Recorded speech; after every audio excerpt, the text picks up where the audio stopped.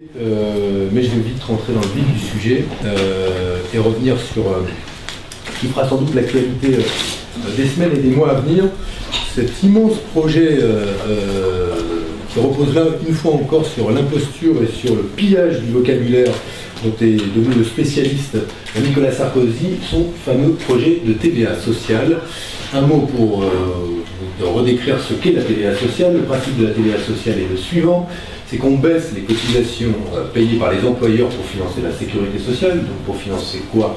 Votre retraite et votre protection contre la maladie, et en compensation de cette baisse des cotisations patronales qui ne vient plus financer la sécurité sociale, on fait quoi? On augmente la TVA.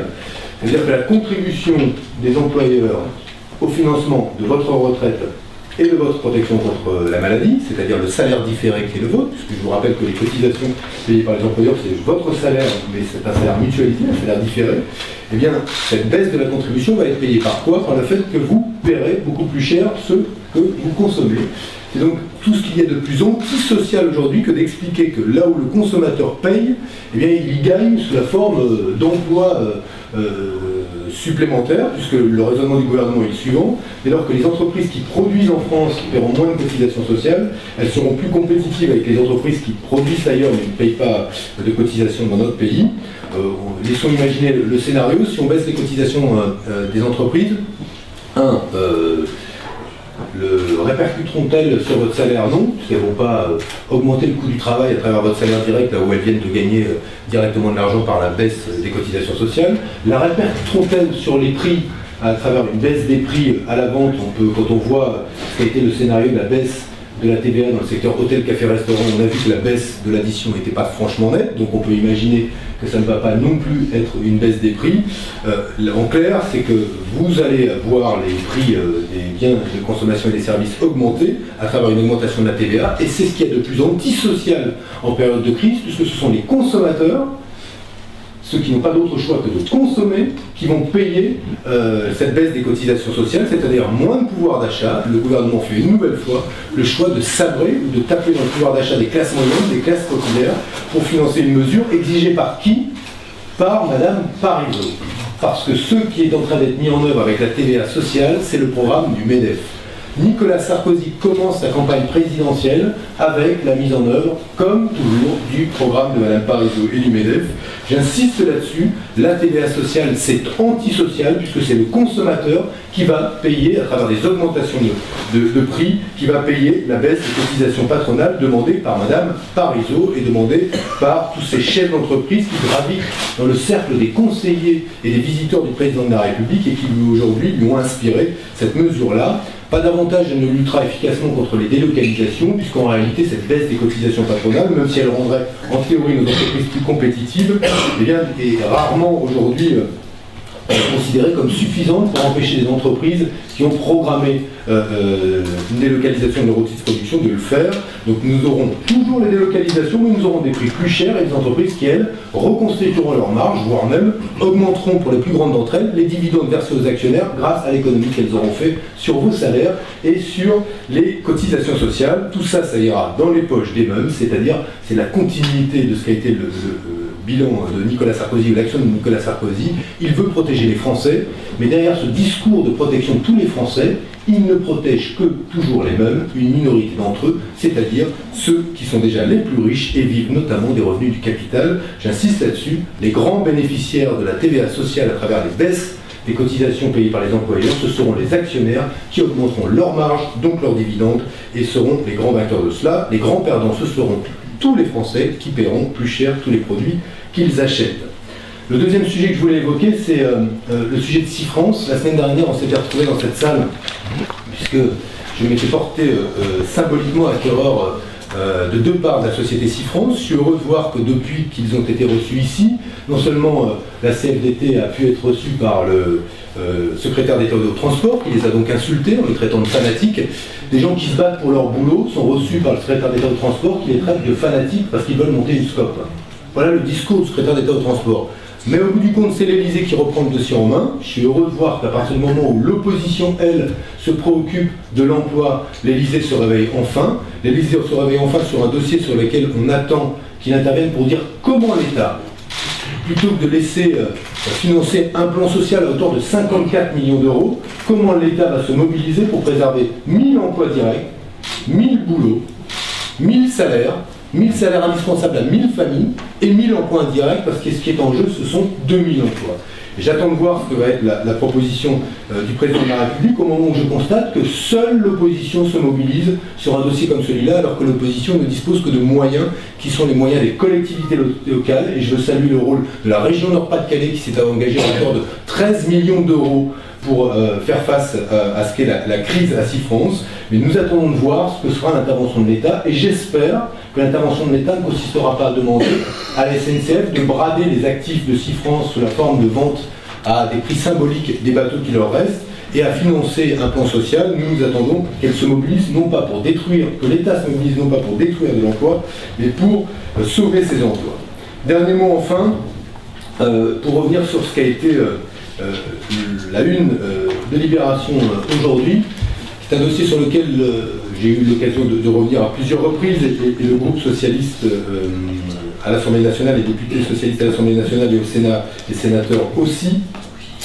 Il semblerait que, selon toute vraisemblance, mais personne n'en doutait réellement, Nicolas Sarkozy ait été parfaitement au courant du montage qui consistait à créer une société luxembourgeoise, la société N pour Heine, je ne sais pas comment on la prononce, H-E-I-N-E, pour abriter le versement de commission à M. Takedine, et qui aurait pu abriter le versement de rétro-commission. Ce que M. Sarkozy avait alors appelé une fable semble se rapprocher de la réalité, tel est pris qui croyait prendre d'ailleurs. J'aurais envie de dire, ce qui est aussi une fable de La Fontaine, une célèbre fable dont je vous laisse le soin de retrouver quelle était-elle exactement. J'ai un petit souvenir, mais bref, c'est tel est pris qui croyait prendre. C'était une fable de La Fontaine, et en réalité, il semble que Nicolas Sarkozy, comme ministre du Budget, ait bien validé la création de cette société luxembourgeoise. Et ma question est assez simple. À quoi a servi cette société luxembourgeoise à laquelle M. Sarkozy aurait donné son accord pour qu'elle soit créée? À quoi a-t-elle servi? C'est ce que nous demandons au président de la République, puisqu'il est assez amnésique sur son rôle comme ministre du Budget, et assez amnésique sur les responsabilités qui étaient les siennes quand il était porte-parole de la campagne d'Édouard Balladur, et Édouard Balladur qui a bénéficié du don de 15 millions de francs en liquide qui ont été versés sur son compte de campagne, validé par le Conseil constitutionnel dans des conditions particulièrement particulières. Donc je voudrais reposer cette question au président de la République. À quoi servait cette société luxembourgeoise, et pourquoi a-t-il donné son accord, ou pourquoi aurait-il donné son accord à la création de cette société? Nous voulons en savoir plus. Pourquoi? Parce que cette affaire est une affaire extrêmement grave. S'il y a eu des rétrocommissions, cela voudrait dire qu'il y a eu un financement illégal de la campagne d'Édouard Balladur. Et si, hélas, comme le pense un certain nombre de ceux qui enquêtent sur cette affaire, l'attentat qui a coûté la vie à 11 de nos compatriotes pourrait être lié à des affaires d'interruption du versement des commissions et des rétrocommissions, nous avons le droit, les Français ont le droit de savoir. Ils ont le droit de savoir ce qui s'est passé, ils ont le droit de savoir et de comprendre quel est le mécanisme, quelle est la mécanique qui conduit à la création de ces sociétés, quel est le mécanisme de versement des commissions.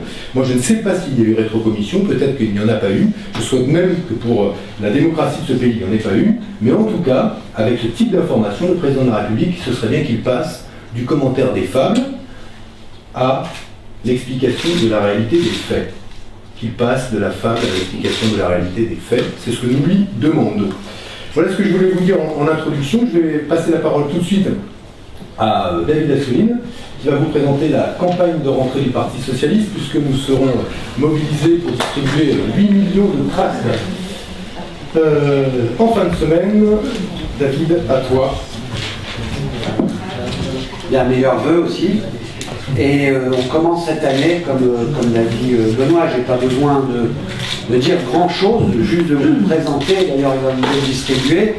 On commence cette nouvelle année par une très forte mobilisation de l'ensemble des militants du Parti Socialiste qui vont, au milieu de cette semaine, être livrés pour 8 millions de tracts qui vont être diffusés dès le week-end prochain sur les marchés, mais sur l'ensemble des lieux de travail, quartiers, au cours des jours qui viennent. Nous commençons avec les 15 chiffres de l'échec de Sarkozy. Vous savez qu'avec ses voeux, il a encore essayé de mettre les difficultés avec les expliquer en s'abritant derrière la crise.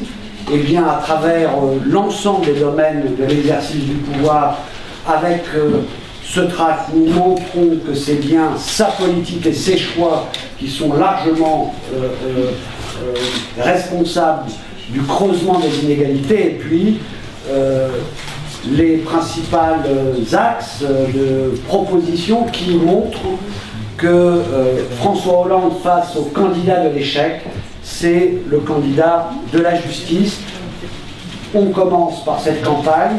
Vous verrez que tout au long des semaines, nous allons égrener par des vidéos, par des campagnes virales, par des tracts, par des affiches, une campagne qui vient démontrer l'échec de Nicolas Sarkozy et son bilan réel, une campagne très pédagogique pour que dans cette campagne, on juge sur les propositions, mais pour celui qui a exercé le pouvoir pendant 5 ans, il ne puisse plus longtemps s'abriter derrière la crise. Voilà, c'est tout. Merci à vous. Voilà.